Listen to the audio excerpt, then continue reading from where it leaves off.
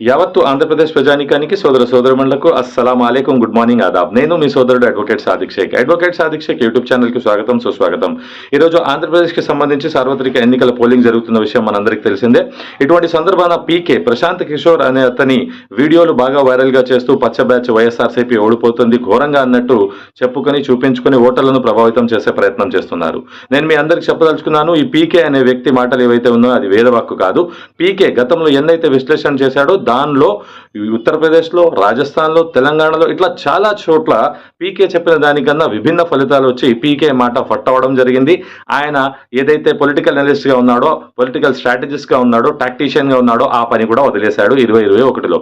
ఇప్పుడు జన్ సూరజ్ అనే ఒక కొత్త పార్టీ పెట్టుకుని తనే రాజకీయాలకు రావాలి బీహార్ 2025లో అనే ప్రయత్నంలో ఉన్నాడు. అయితే ఇటువంటి ప్రశాంత్ కిషోర్ కి అసలు ఆంధ్రప్రదేశ్ అంటే ఎందుకంత అక్కస్సు? జగన్మోహన్ రెడ్డి గారికి ఏదో అధికారంలో రావడానికి తనే చేశానని చెప్తూ ఇప్పుడు 2024లో మళ్ళీ జగన్మోహన్ రెడ్డి గారు అధికారంలోకి రాకూడదు, రారు అని చెప్పే ప్రయత్నం తను చేస్తున్నాడు. అయితే ఇతడు పచ్చ కోవట, అయితే ఇతడు పచ్చ పార్టీలకు లేదా పచ్చ సామాజిక మాధ్యమాలకు తదితరులకు జగన్మోహన్ రెడ్డి ఓడిపోవడానికి కుట్ర పన్నుతున్నాడా అంటే అలాంటివన్నీ చెప్పే కన్నా అసలు ఈ ప్రశాంత్ కిషోర్ ప్రస్థానం అనేది బీహార్ నుండి మొదలైంది. అతడు బీహార్ అతడు ఇంతకుముందు యునైటెడ్ నేషన్స్ కి ఏదైతే హెల్త్ ప్రోగ్రామ్స్ ఉన్నాయో అవి చేసేవాడు. దాని తర్వాత అతడు 2011లో మోదీ గారిని గుజరాత్ లో గెలిపేయడానికి అని చెప్పి అతడు రాజకీయ స్ట్రాటజిస్ట్ గా మొదలవ్వడం.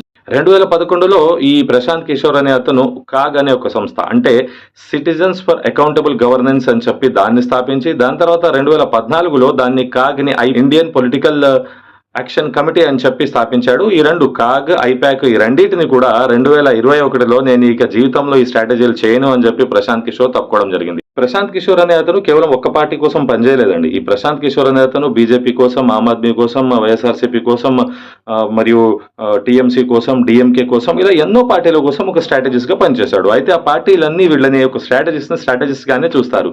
ప్రత్యక్షంగా పోరాటం చేసింది, చెమటోడ్చింది, కష్టపడింది, ధారపోసి ఎవరైతే ప్రత్యక్షంగా పాల్గొన్నారో వాళ్లే. కాబట్టి ఇటువంటి స్ట్రాటజిస్ట్ ని ఏదైతే ప్యాకేజీలకి సంబంధించి మాట్లాడుకుంటారో వాళ్ళకి ఇవ్వాల్సింది ఇచ్చేస్తారు, అంతే తప్ప ప్రభుత్వం ఫామ్ అయిన తర్వాత వీళ్ళ మొహమే చూడరు, వీళ్ళకి అపాయింట్మెంట్లు కూడా ఇవ్వరు అని పీకే చాలా సార్లు తన నిస్సహాయతను, తన అసహనాన్ని వ్యక్తం చేసింది మనం చూసాము. అయితే పీకే చెప్తున్న మాటలకు అంత ప్రాముఖ్యత ఇవ్వాల్సిన అవసరం లేదు. అతను కేవలం ఒక బుక్ లాంటి వాడు. ఆ బుక్ చదివి ఆ బుక్ ని ప్రాక్టీస్ లో పెట్టినప్పుడే అందులో సత్ఫలితాలు వస్తాయి తప్ప ఆ ఫలితాలు కూడా ఆ పోరాటం చేసే, చెమటోడేచే, కష్టపడే వ్యక్తి మీద ఆధారపడుతుంది. అంతే తప్ప ఈ స్ట్రాటజిస్టులు, ఈ వార్ టాక్టీషియన్స్ వల్ల ఎటువంటి లాభం అనేది ఉంటుంది. కాకపోతే కష్టపడేవాడే గొప్పోడై ఉండాలి. కష్టపడేవాడి క్రమశిక్షణ, కట్టుబాట్లు మరియు ఎంతో తాను పోరాట పటిమ కనబరిస్తేనే ఇటువంటి బుక్ లో చదివిన వాస్తవాలు కార్యరూపం దాల్చుతాయి. అంతే తప్ప ఇటువంటి స్ట్రాటజిస్టులు చెప్పే మాటలు 100% అవుతాయి, వీళ్ళ వేదవాకులు అన్నట్టు ఉండదు. కావున ఆంధ్ర రాష్ట్రంలో ఎవరైతే పోలింగ్ లో పాల్గొంటున్నారో ఖచ్చితంగా ఇటువంటి వీడియోలు చూసి పచ్చ మీడియా వైరల్ చేస్తున్నాయి.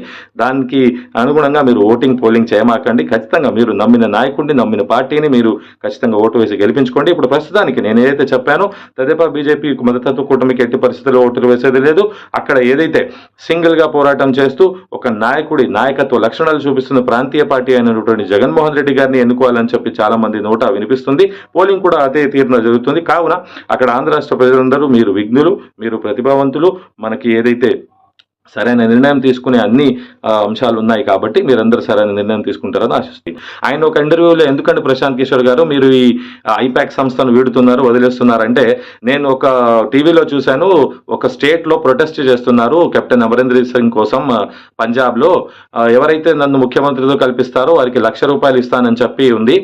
వెంటనే ఇంకో ప్రతిపక్ష నేత వచ్చేసి అమరీందర్ కోసం, సీఎం కోసం ₹1,00,000 కాదు, ప్రశాంత్ కిషోర్ ఎక్కడున్నాడో వెతికి పెడితే 10 లక్షలు ఇస్తానని చెప్పారు. అయితే నేను ఇలా ప్రభుత్వాలని ఏదైతే గెలుపు కోసం స్ట్రాటజీలు చేసి పెడుతుంటే అక్కడ ప్రజలు పడుతున్న ఇబ్బందులకు నన్ను బాధ్యునిగా చేస్తున్నాడు. కావున నేను ఇటువంటి చేయదలచలేదు అని చెప్పే ప్రయత్నం ఈ ప్రశాంత్ కిషోర్ ఆయన మాటల్లో చెప్పారు. అయితే ప్రశాంత్ కిషోర్ గారు గమనించాల్సిన ఒక అంశం ఏంటంటే, ఆంధ్ర రాష్ట్రంలో కూడా ఆయన ఇప్పుడు చెప్తున్న ప్రకటనలు ఏవైతే ఉన్నాయో పచ్చ బ్యాచ్ విస్తృతంగా ప్రచారం చేసుకుంటూ ఆంధ్ర రాష్ట్రంలో పోలింగ్ ని ప్రభావితం చేసే ప్రయత్నం చేస్తున్నారు. కాకపోతే వాళ్ళు గమనించాల్సింది ఏంటంటే, ప్రశాంత్ కిషోర్ అనే అతను ఎంత పెద్ద ఫెయిల్యూర్ గా మారిపోయాడు. ఇప్పుడు తనకు తానుగా జన్ సూరజ్ అనే పార్టీని పెట్టి బీహార్లో 2025లో ఆయన ఎన్నికల్లో పోటీ చేయాలని చూస్తున్నాడు. నేను మీకు విషయం చెప్తాను, మీరు మంచిగా గుర్తుపెట్టుకోవచ్చు. ఈ స్ట్రాటజిస్టులు అనే వారి పనితీరు ఎలా ఉంటుందంటే ఇప్పుడు మనకి సచిన్ టెండూల్కర్ గారు ఉన్నారు. సచిన్ టెండూల్కర్ గారి కోచ్ ఎవరు? విరాట్ కోహ్లీ గారి కోచ్ ఎవరు? లేదా ఇంకా చాలా మంది బిజినెస్ మెన్స్ ఉంటారు. వారి వెనకాల ఉన్న వారెవరు తెలియదు. మనకి సక్సెస్ అయినది ఇప్పుడు అంబానీలు, టాటాలు ఇటువంటి వారే కనిపిస్తారు కానీ వీరు వెనుక స్ట్రాటజిస్టులు మనకు కనిపించారు. అయితే మనం స్ట్రాటజిస్టులు అనే చెప్పేవాళ్ళు స్ట్రాటజీలు ఇస్తారు తప్ప వాళ్ళు పోరాటం చేయరు. ప్రత్యక్షంగా పోరాటం చేసేది పార్టీలకు సంబంధించిన వారే, ప్రత్యక్షంగా ఆట ఆడేది అది సచినే, కోహ్లీయే, తదితర వాళ్ళే. మనకి రమాకాంత్ అచరేకర్, సచిన్ కోచ్ తెలియదు కానీ సచిన్ చాలా పెద్ద ఒక క్రికెటర్గా మారారు. ఎంతో సాధించిన భారతదేశం గర్వించదగ్గ క్రికెటర్ అయ్యారు. కానీ ఆయన వెనకాల ఉన్న కోచ్ ఎవరు తెలియదు. ఆయన కోచ్ ఏం సాధించాడో తెలియదు. కోచ్ అంత సచిన్ అంతా కూడా సాధించలేదు. అలా అని మనం కోచ్ని తప్పుపట్టలేము. కానీ కోచ్ అనే ఒక వ్యక్తి వెనుక నుండి ఉండే వ్యక్తి తప్ప ఆయన ప్రత్యక్షంగా వస్తే మరి ఆయన ఆట తీరు, ఆయన పద్ధతి వేరుంటుంది. అలానే ప్రశాంత్ కిషోర్ కేవలం పొలిటికల్ స్ట్రాటజీస్ మాత్రమే. ఆయన తెర వెనుక చేసే అతను కానీ తెర ముందు వచ్చి చేస్తే ప్రశాంత్ కిషోర్ నాకు తెలిసి ఒక corporator, MLA, MP, MLC, Rajya Sabha elections అనే వాటిలో తనకు కూడా గడ్డు పరిస్థితులు ఎదుర్కోక తప్పదు. అయితే వెనుక కూర్చొని మాటలు చెప్పడం లేదా చేయడం చాలా తేలిక, కానీ ప్రత్యక్షంగా పోరాటం చేయడం అనేది చాలా కష్టం. అలానే జగన్మోహన్ రెడ్డి గారు ప్రత్యక్షంగా పోరాటం చేస్తున్నారు. ఆ పోరాటంలో జూన్ 4లో ఫలితాలు అనేవి వస్తాయి. కాకపోతే ఈ పచ్చ బ్యాచ్ మాత్రం ఏదో ప్రశాంత్ కిషోర్ వాక్కు వేదవాక్కు అన్నట్టుగా ఇదే ప్రశాంత్ కిషోర్ని 2019లో ఇదే పచ్చ బ్యాచ్ ఎంత ఘోరంగా ట్రాల్ చేశారు, తిట్టారో మీరు చూసుకోవచ్చు. అయితే కావున ఇక్కడ సబ్జెక్ట్ ప్రశాంత్ కిషోర్ కాదు. ప్రశాంత్ కిషోర్ చెప్తే గెలిచినా, ప్రశాంత్ కిషోర్ చెప్తే ఓడిపోయినా అటువంటి పార్టీలు, అటువంటి నాయకుల గురించి ప్రస్తావన కాదు. కానీ ఇక్కడ ఏదైతే జగన్మోహన్ రెడ్డి గారిపై ప్రజలు పూర్తి నమ్మకాన్ని చూపిస్తూ పోలింగ్ సరళిని ఇంపాక్ట్ చేయాలని వాళ్ళు చేస్తున్న ప్రయత్నాన్ని మన ఆంధ్రప్రదేశ్ ఓటర్ మహాశయులందరూ గమనిస్తారని ఆశిస్తున్నాను. ఎవరో పీకే చెప్పాడు, సీకే, డీకే చెప్పాడు అని మోసపోయేంత అమాయకులు మన ఆంధ్ర రాష్ట్ర ప్రజలు కాదండి. ఆంధ్ర రాష్ట్ర ప్రజలకు ఉన్న ఆలోచన శైలి, పోరాట పటిమ, ఏదైతే ఆచితూచి వ్యవహరించడంలో మన ఆంధ్ర రాష్ట్ర ప్రజలు సిద్ధహస్తులు, చాలా నైపుణ్యం కలిగిన వారు, ప్రతిభావంతులు అని ప్రతి ఒక్కరికి తెలుసు.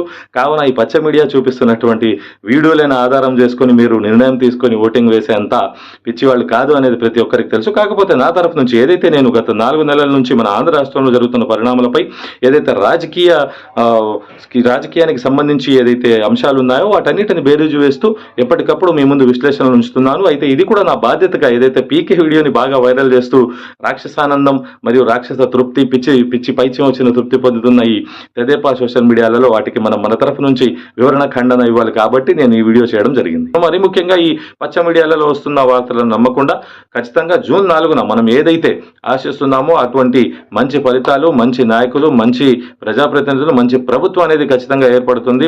ఆంధ్రప్రదేశ్ ప్రజలు విఘ్నులు, ప్రతిభావంతులు, వ్యవహరించి సరైన ప్రభుత్వాన్ని, ప్రజాప్రతినిధులను ఎన్నుకోవడంలో సిద్ధహస్తులు. అయితే నేను ఆశిస్తున్నాను ఆంధ్రప్రదేశ్లో ఏదైతే ఎన్నికల పర్వం నడుస్తుందో అందులో 100% పోలింగ్ వేసి ఇళ్ల నుండి బయటికి వచ్చి ఎక్కడెక్కడైతే తక్కువ పోలింగ్ శాతం నమోదైందో 175 అసెంబ్లీ నియోజకవర్గాలు, 25 పార్లమెంట్ సెగ్మెంట్లలో మీరు ఖచ్చితంగా 100% ఓటింగ్ వేస్తూ 5 సంవత్సరాలు మిమ్మల్ని పాలించే ప్రజాప్రతినిధిని, 5 సంవత్సరాలు పాలించే ప్రభుత్వాన్ని ఎన్నుకుంటారని నేను ఆశిస్తున్నాను. మళ్ళీ చెప్తున్నాను, ఈ పీకే లాంటి వాళ్ళు హిట్టా ఫట్టా అంటే వాళ్ళు ఫెయిల్యూర్ అయినవి ఉన్నాయి, సక్సెస్ ఉన్నాయి. కానీ అసలు అల్టిమేట్ సక్సెస్ అనేది మైదానంలో పోరాడేవాడు, ఆట ఆడేవాడు, ప్రజల్లో ఉండి చెమటోడ్చేవాడు. థ్యాంక్ యూ అనండి. ఇట్లో మీ సోదరుడు అడ్వకేట్ సాదిక్.